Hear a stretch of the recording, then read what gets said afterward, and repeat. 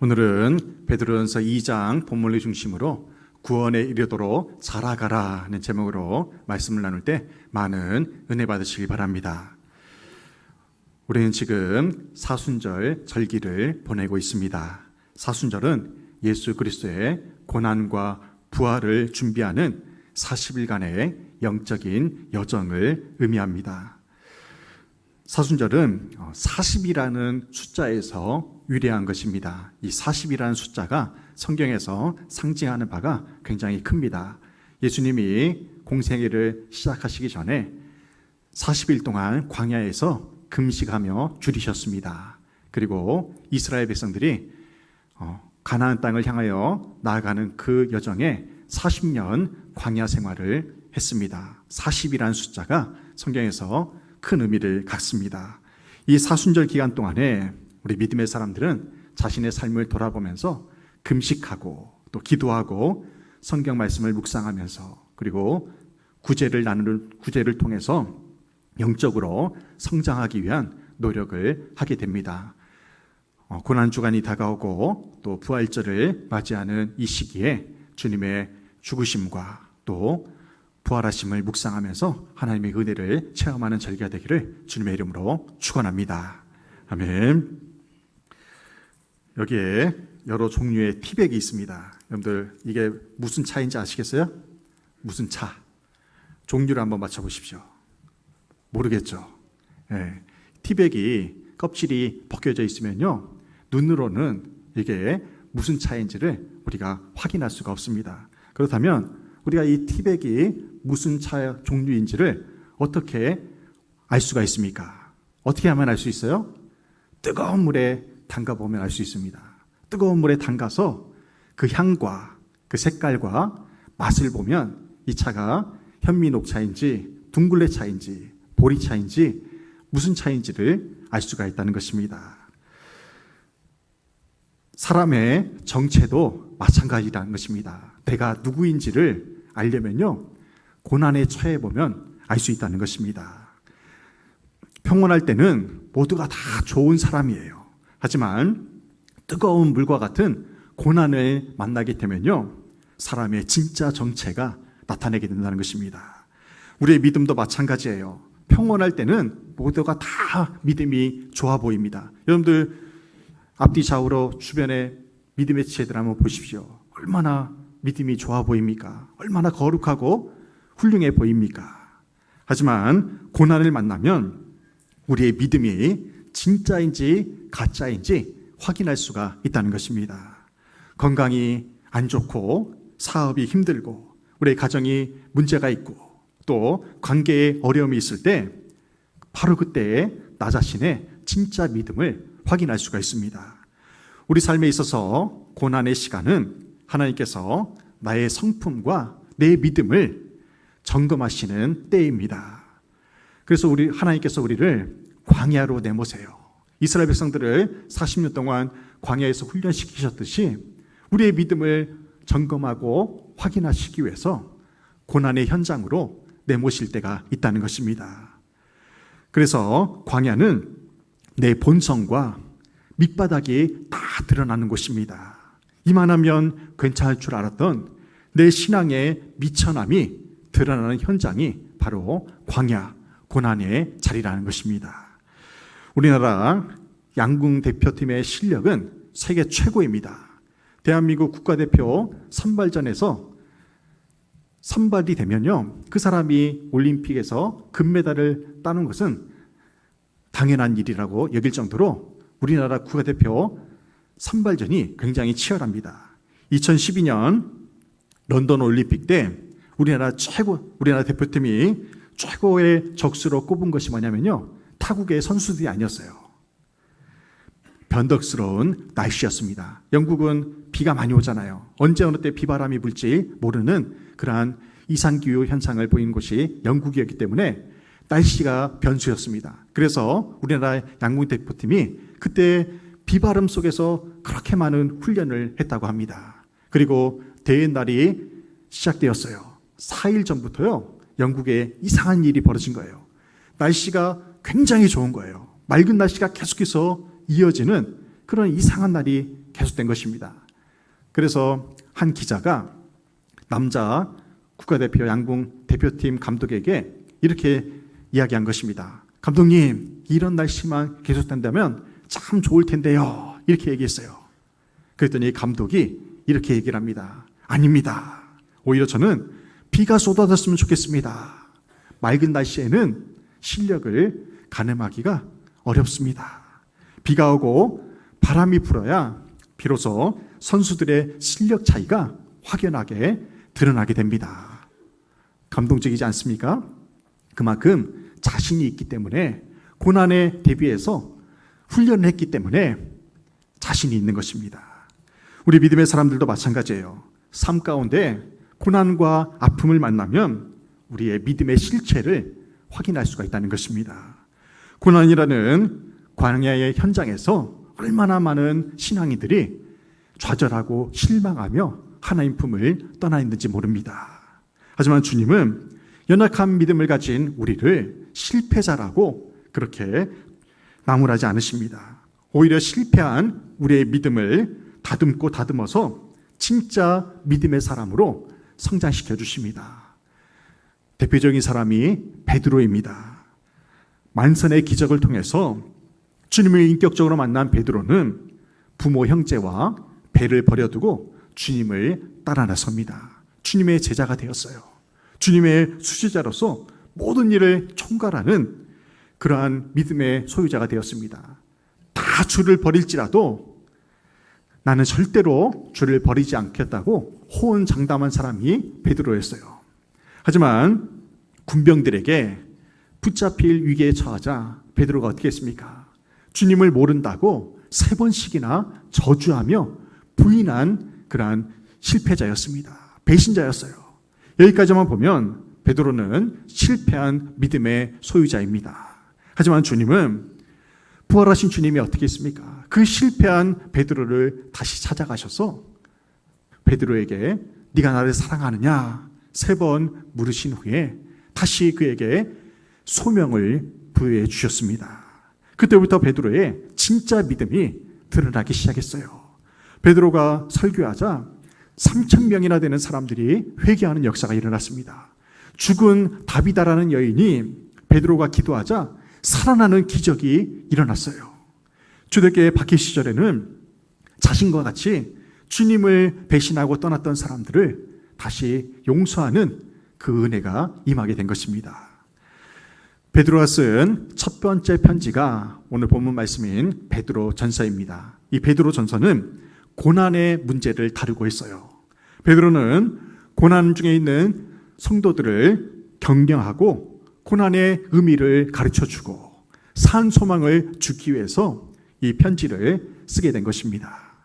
우리가 잘 아는 역사상 가장 악명 높은 왕이 있습니다. 네로 황제예요.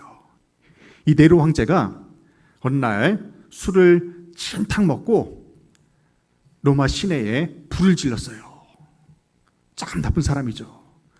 로마 시내가 활활 타오릅니다. 그 모습을 보면서 광기 어린 눈빛으로 그 불을 바라봐요. 그리고 아침에 잠을 깨보니까요, 정신이 번쩍 듭니다. 자기가 한 짓이 예산 일이 아니거든요. 그러면서 그 방화를 누구에게 책임을 전가하냐면 그동안 눈에 가시처럼 여겼던 기독교인들에게 그 방화의 책임을 전가시켜요. 예수 믿는 사람들이 저 그리스도인들이 방화를 저질렀다 하면서 그때부터 예수 믿는 사람들을 잡기 시작합니다. 그리스도인들을 잡아서요, 사자밥으로 던져줘요. 십자가형에 처하고 칼로 찔러 죽입니다. 창으로 찔러 죽여요. 심지어 길거리에 그 사람을 나무에 매달아 가지고요, 기름을 바른 다음에 밤에 횃불로 사용하는 그런 잔인함을 보인 왕이 바로 네로 황제였습니다. 이러한 고난의 현장에서 어떤 그리스도인들은 살기 위해서 주님을 배교합니다. 그리고 자기 살 길을 찾아 나아갔어요. 그런데도요, 순교하면서까지 믿음을 지킨 선진들이 있었기에 오늘 우리가 이렇게 편안하게 신앙생활을 할 수가 있게 된 것입니다. 그리스도인은 부모님이 물려준 생명이 아닌 예수님의 생명으로 다시 태어난 사람들입니다. 그래서 우리 믿음의 사람들을 가리켜서 거듭났다라고 표현을 해요. 거듭났다. 또 다른 표현으로 중생이라고 표현을 합니다. 우리가 처음 예수 믿고 세례받았을 때 어떤 모습이었습니까? 영적으로 어린아이였어요. 이제 막 세례받으신 분들은 나이가 아무리 많아도요, 영적인 어린아이에 불과합니다. 사람은 누구나 예외 없이 갓난아기로 태어나죠. 갓난아기로 태어나서 점차 키가 자라고 말도 잘하고 걷고 뛰고 그렇게 하게 되는 거예요. 성장하는 것입니다. 마찬가지로 예수 그리스도의 생명으로 새롭게 거듭난 우리 믿음의 사람들은 믿음이 날로 자라고 성장해야 한다는 것입니다. 베드로전서 2장 2절 하반절에서 이렇게 말씀합니다. 너희로 구원에 이르도록 자라게 하려 함이라. 아멘. 창조주 하나님은 우리가 성장하기를 원하십니다. 더 구체적으로 구원에 이르도록 자라기를 원하세요. 상화의 단계를 살아가는 우리는 하나님 앞에 서는 그날까지 믿음이 계속해서 자라가야 하는 것입니다. 사도 바울은 이를 가리켜서 빌립보서 2장 12절에서 이렇게 말씀합니다. 두렵고 떨림으로 너의 구원을 이루라. 아멘. 예수 믿고 구원을 받았다면 두렵고 떨리는 마음으로 구원을 이루어 가야 됩니다. 그렇다면 하나님의 은혜로 구원받은 우리가 영적으로 성장해야 되는 이유가 무엇입니까? 왜 우리는 예수 믿고 구원받은 것을 거치지 않고 계속해서 그 믿음이 자라가야 합니까? 우리가 성장하는 것을 하나님이 기뻐하시기 때문에 그렇습니다. 여러분들 갓난아기를 키울 때 여러분의 모습을 한번 생각해 보십시오. 아이가 응애응애 태어나서 이제 엄마 젖을 먹습니다. 그리고 어느 순간 뒤집어요. 어느 순간 기어다닙니다. 어느 순간 걸어요. 어느 순간 말을 해요. 그때 여러분의 부모된 여러분의 마음이 어땠습니까? 기뻤잖아요. 걷기만 해도, 말하기만 해도, 아빠라고 말만 해도 얼마나 행복했습니까? 왜 행복한 것입니까? 아이가 성장하는 모습을 보기 때문에 기쁜 거예요. 마찬가지라는 거예요. 예수 믿는 우리가 하나님의 자녀로서 날마다 그 믿음이 자라고 성장할 때 누가 기뻐하시겠습니까? 나를 지으신 하나님께서 기뻐하신다는 것입니다. 그래서 우리의 믿음이 날로 자라고 성장해야 하는 것입니다. 교회를 오래 다닌다고 해서 그 믿음이 저절로 자랄 수 있는 것은 결코 아닙니다. 영적인 성장이 이루어지는 것이 아니에요. 우리가 믿음이 자라고 성장하기 위해서는요, 노력이 필요하다는 것입니다. 지난번에 주일에 새벽기도 나오자고 그렇게 약속했던 두 집사님이 약속했다고 했잖아요. 3주나 나왔어요. 3주나 주일에 교회 나왔습니다. 그 모습을 보면서 우리 하나님이 얼마나 기뻐하시겠습니까? 자라고 성장하는 모습을 보여주는 거예요. 이 시간에는 구원에 이르도록 우리가 자라기 위해서 우리가 노력해야 할 세 가지 요소를 살펴보면서 은혜를 나누고자 합니다. 첫째는 구원에 이르도록 우리가 자라기 위해서는 버릴 것을 버려야 한다는 것입니다. 베드로전서 2장 1절에서 이렇게 말씀해요. 그러므로 모든 악독과 모든 기만과 외식과 시기와 모든 비방하는 말을 버리고. 아멘. 예수 그리스도의 은혜로 구원받은 우리는 더럽고 추한 옛사람의 모습을 과감히 버려야 됩니다. 한글 성경에는 버리라는 말씀이 맨 마지막에 나오는데요. 헬라어 원문에 보면 버려라는 명령형이 맨 처음에 나옵니다. 그래서 원문으로 직역하면 이렇게 해석이 되는 거예요. 버려라 모든 악독과 모든 기만과 외식과 시기와 모든 비방하는 말을. 베드로가요, 성도들에게 이 모든 악한 것들을 버리십시오 하고 권면하는 말이 아니에요. 이것은 버려라, 확실하게 버려야 된다고 명령하고 있는 것입니다. 베드로 사도는 거듭난 성도들에게 영혼에 유익하지 않는 것들을 과감히 버릴 것을 명령하고 있습니다. 그렇다면 하늘에 속한 우리가 과감히 버려야 할 것들이 무엇인지 구체적으로 살펴보도록 하겠습니다. 모든 악독과 기만과 외식과 시기와 비방하는 말, 이 모든 것들을 휴지통에 버려야 됩니다. 악독입니다. 악독. 이 악독이 무엇입니까? 다른 사람을 해치려고 하는 악한 생각이에요. 그리고 기만이 무엇입니까? 기만은 자기 유익을 위해서 남을 속이는 모든 장꾀입니다. 오늘 우리 주변에 자기에게 유익만 된다면 수단과 방법을 가리지 않고 남을 속이는 자가 얼마나 많이 있습니까? 기만이에요. 외식을 버려야 됩니다. 이 외식은 겉과 속이 다른 모습입니다. 본래 외식이라는 단어가요, 무대 위에 배우를 가리킨대요. 배우들은 연기를 하잖아요. 가면을 쓰고 연기를 하는 것입니다. 두 사람의 얼굴을 가지고 있다고 해서 배우인 것입니다. 예수님이 서기관과 바리새인들을 책망하신 가장 큰 이유 중에 하나가 뭐냐면요, 겉과 속이 다른 그들의 외식하는 모습을 책망하신 것입니다.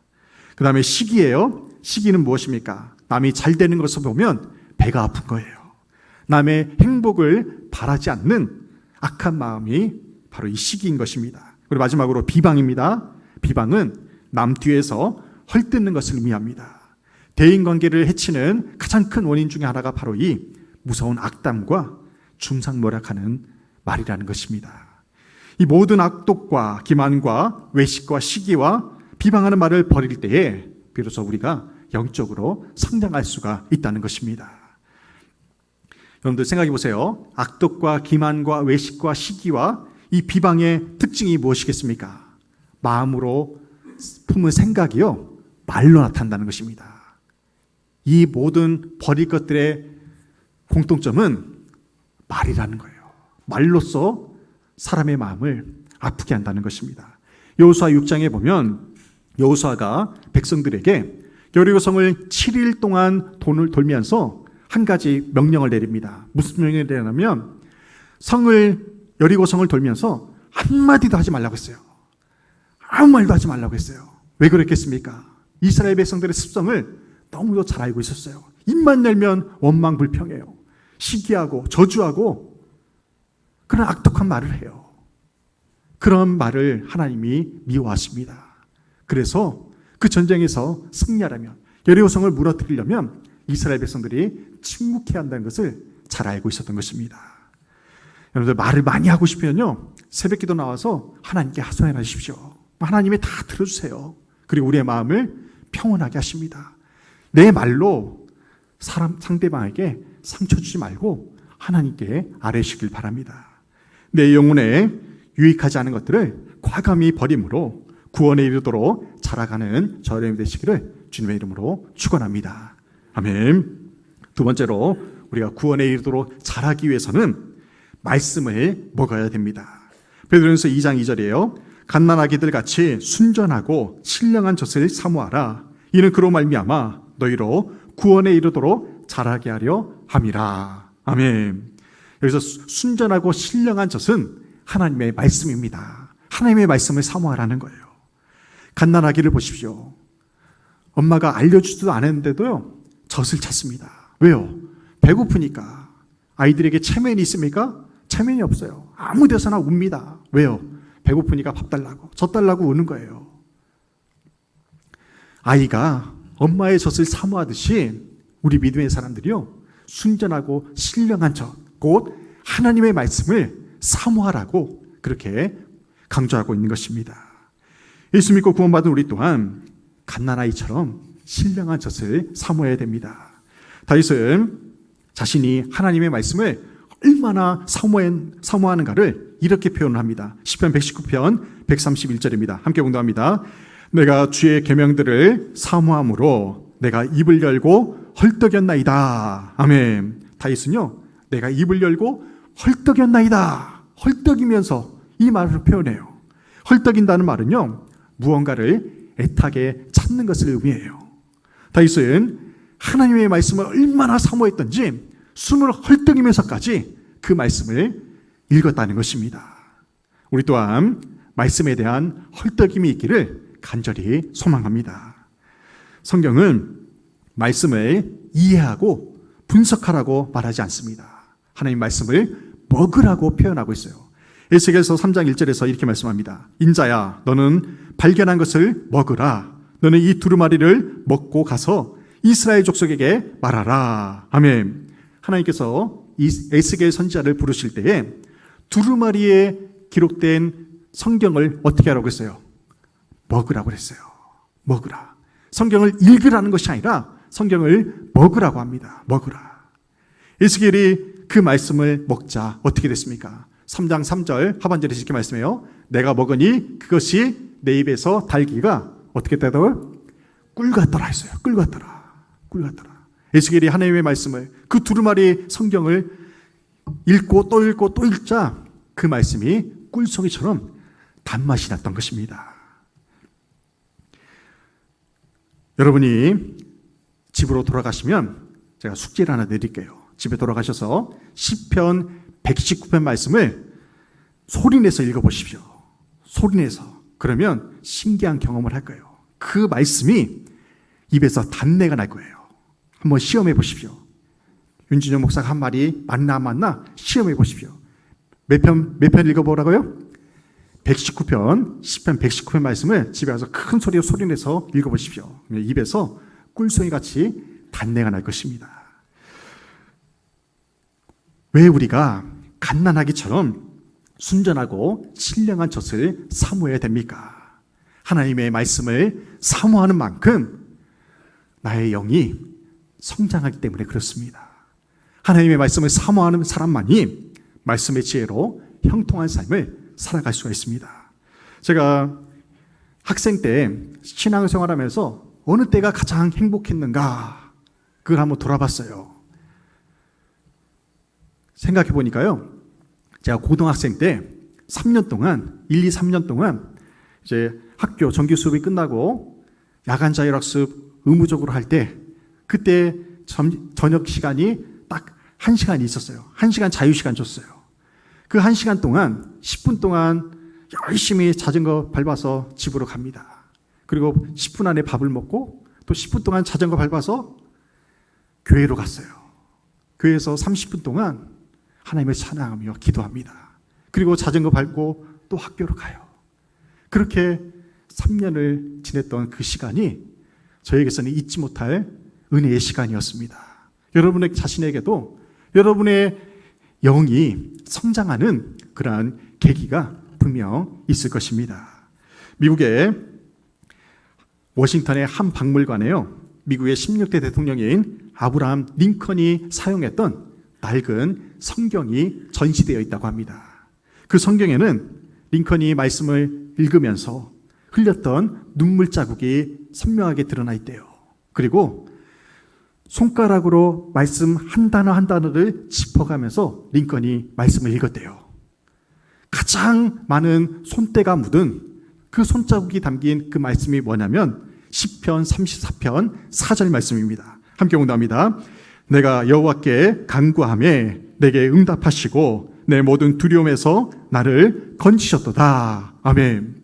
링컨이 이 말씀을 참 많이 읽었대요. 참 많이 묵상하고 참 많이 소중히 여겼다는 것을 알 수가 있습니다. 우리가 잘 아는 대로 링컨은요, 실패의 대명사입니다. 얼마나 많은 좌절을 맛봤는지 몰라요. 하지만 넘어지고 좌절할 때마다 이 시편 34편 4절 말씀을 손으로 짚어가며 묵상하면서 그 어려움을 이겨냈다는 것입니다. 링컨의 어머니의 이름이 낸시예요. 링컨의 친어머니가요 9살 때 돌아갑니다. 9살 때 소천받아요. 링컨이 어린 나이에 어머니가 돌아가시면서 링컨에게 유언의 말씀을 남깁니다. 그 유언이 이거예요. 내 사랑하는 아들아, 난 내가 부자나 위인이 되는 것보다도 성경 읽기를 즐기는 사람이 되기를 바란다. 부디 매일 성경을 읽도록 하여라. 삶의 위기가 닥칠 때는 더욱 열심히 성경을 읽도록 하여라. 이것이 내가 너에게 마지막으로 부탁하는 말이다. 얼마나 감동이 됩니까? 링컨은요, 우리가 잘 아는 대로 학교 교육을 받지 못했어요. 링컨에게 있어서 학교는 이 성경이었던 것입니다. 링컨이 이 성경을 가지고 글을 배운 거예요. 그리고 마침내 하나님의 말씀이 링컨의 삶 가운데 역사에서 미국의 제16대 대통령이 되었고요, 미국인들이 가장 존경하는 대통령으로 기억될 수가 있었던 것입니다. 새는요, 아무것도 먹지 않고 9일을 버틸 수가 있다고 합니다. 개는 20일을 살 수 있대요. 거북이는 500일을 살 수 있고요. 그리고 뱀은 800일 동안 아무것도 먹지 않고 살 수 있다고 합니다. 근데 우리 믿음의 사람들 중에요, 이 생명의 양식인 하나님의 말씀을 한 구절도 읽지 않고 사는 사람들이 있다는 거예요. 하나님의 마음이 얼마나 아프시겠습니까? 예수님이 뭐라고 말씀하셨어요? 사람이 떡으로만 살 것이 아니요 하나님의 입으로부터 나오는 모든 말씀으로 살 것이니라. 할렐루야. 하나님의 말씀으로 살 수 있다고 말씀하시는데, 우리가 하나님의 말씀을 먹지 않고 읽지 않고 듣지 않고 쓰지 않고 어떻게 살아갈 수가 있겠습니까? 하나님의 말씀을 날마다 받아 먹음으로 우리의 삶에 기쁨과 즐거움이 흘러넘치기를 주님의 이름으로 축원합니다. 아멘. 먼저 세 번째는, 구원에 이르도록 우리가 자라기 위해서는 주의 인자하심을 맛보아야 됩니다. 죄의 허물로 죽을 수밖에 없는 우리의 영혼이 구원받은 이유가 무엇입니까? 하나님의 인자하심 때문에 그래요. 인자하심이 무엇입니까? 하나님 아버지의 변함없는 사랑이에요. 우리의 믿음은요, 상황과 환경에 따라서 얼마나 많이 달라집니까? 하루에도 수십 번씩 하나님의 마음을 아프게 하는 죄인들이잖아요. 그런데도 우리가 어떻게 구원받은 하나님의 백성으로 성화의 삶을 살 수 있습니까? 주님의 인자하심 때문에 그래요. 변함이 없으세요. 내가 죄를 지어도요, 나를 향한 하나님의 사랑이 변함이 없다는 것입니다. 성경에서 가장 암흑기는요, 사사시대입니다. 사사시대에도 하나님께서 이스라엘 위에 행하신 큰 일을 본 자들은 사는 날 동안 하나님을 잘 섬겼어요. 하지만 하나님께서 행하신 일들을 보지 못한 자들은 여호와를 알지 못하는 다른 세대로 살아갈 수밖에 없었습니다. 이 다른 세대는 하나님을 알지 못한 채 그렇게 우상을 숭배한 사람들이 된 것입니다. 사사기 2장 10절 하반절에서 이렇게 말씀해요. 그 후에 일어난 다른 세대는 여호와를 알지 못하며 여호와께서 이스라엘을 위하여 행하신 일도 알지 못하였더라. 아멘. 체험 신앙이 중요한 이유가 바로 여기에 있습니다. 하나님이 살아계심을 체험하는 그 신앙이 중요한 이유가 바로 여기에 있는 거예요. 신앙은 체득되는 것입니다. 내가 한 주일 예배드리면서 그 말씀이 귀에 들려지고 기도하고 찬송하고 봉사하는 중에 나의 믿음이 쌓여져 가는 거예요. 우리 덕성교회 교육부사 아이들이 하나님을 알지 못하는 다른 세대가 되지 않기 위해서는 하나님이 기뻐하시는 거룩한 영성을 체험해야 됩니다. 예배의 자리를 사모하고 새벽 기도하는 자리를 사모하고 성경 필사와 교회에서 행하는 그 행사 중에 참여하는 중에 신앙이 체득되는 것입니다. 그래야면 아이들이 장성하여서도 하나님 품을 떠나지 않을 수가 있어요. 제 막내가 초등학교를 졸업하고 중고등부로 올라왔어요. 초등부에서 유치부에서 중고등부로 올라왔어요. 올 겨울에 1박 2일 처음 이제 수련회를 가졌는데요. 수련회를 1박 2일 하고 나서 저에게 막 얼굴이 상기된 표정으로 저에게 이렇게 말하는 거예요. 아빠, 너무 재밌었어요. 너무 좋았어요. 그러는 거예요. 그 얘기를 듣는데 제가 참 많이 뿌듯했습니다. 이 아이가 덕성교회에서 믿음이 건강하게 자라고 있구나 하는 것을 생각할 때 참 마음이 뿌듯했습니다. 성경에 나오는 위대한 인물들을 보십시오. 전 세대를 통틀어서 하나님께 위대하게 쓰임받는 인물들의 공통점이 있습니다. 그 공통점은요, 광야의 시간을, 고난의 시간을 믿음으로 잘 통과했다는 사실입니다. 누구나 아픕니다. 누구나 힘들고 어려워요. 하지만 그럴 때일수록 더욱더 믿음으로 나아갈 때에 우리의 믿음이 자라고 성장하게 되는 것입니다. 오늘 광야의 여정에서 고난 속에서 한숨과 괴로움으로 힘들어하는 분이 계시다면 그 시간이 믿음으로 자라나는 은총의 기회임을 기억하시길 바랍니다. 하나님의 은혜로 구원받은 자답게 버릴 것을 과감히 버려버리고 말씀을 먹고 주의 인자하심을 맛보아라. 하나님이 부르시는 그날까지 날마다 믿음이 자라고 성장하는 우리 모두가 되기를 주님의 이름으로 축원합니다. 아멘.